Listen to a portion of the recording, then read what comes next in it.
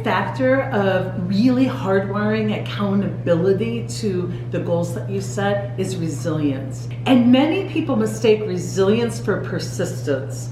Now, I really want you to understand the difference. Persistence is all about how can I muscle my way through? How can I live through? How can I survive this? How can I prove that I can take more than the other guy?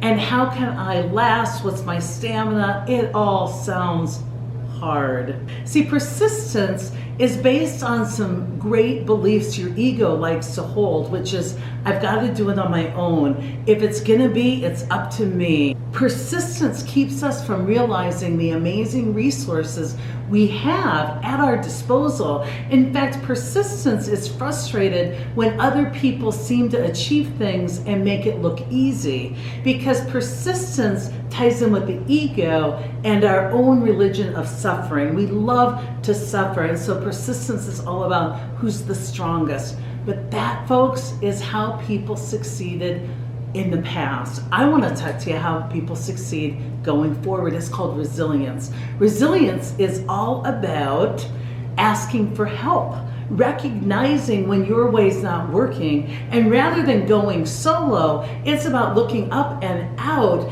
and collecting resources that other people are glad to give.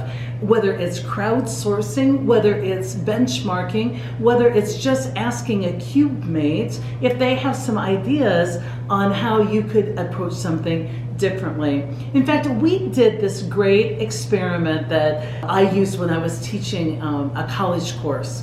We put children, 3rd and 4th graders, in a gym, and we turned the lights off and we watched how they behaved. And then we put only adults in a gymnasium and we turned the lights off and watched how they behaved. It was amazing. When the lights went out on the adults, they sat quietly, isolated, without reaching out for one another. They waited for 1 or 2 innovative people to come along and figure out what might have gone wrong. They were so well behaved, they hardly moved from their spot. When the 3rd and 4th graders experienced the lights going off, they did move from their spot. They reached out to others. It was hilarious. They were trying to figure out, was it Carrie that was beside them? They're feeling each other's hair. They were asking who, might have a cell phone from one of their teachers. They were thinking about and reaching out and connecting with others. They were very noisy. They were very extroverted. They were grabbing a hold of others, sticking together, looking beyond themselves, where the adults sat alone, quietly persevering. The children were resilient.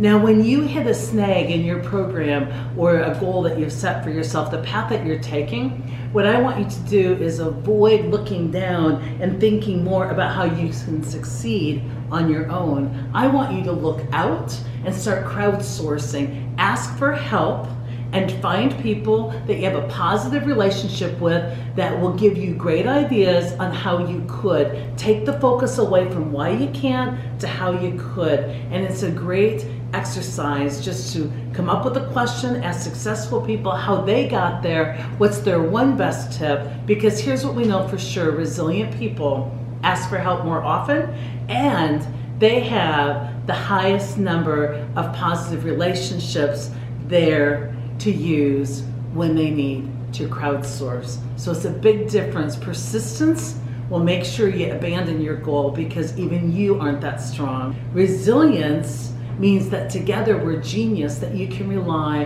on the ideas, the innovations, and the energy of everyone in your environment. Sounds like an easier way.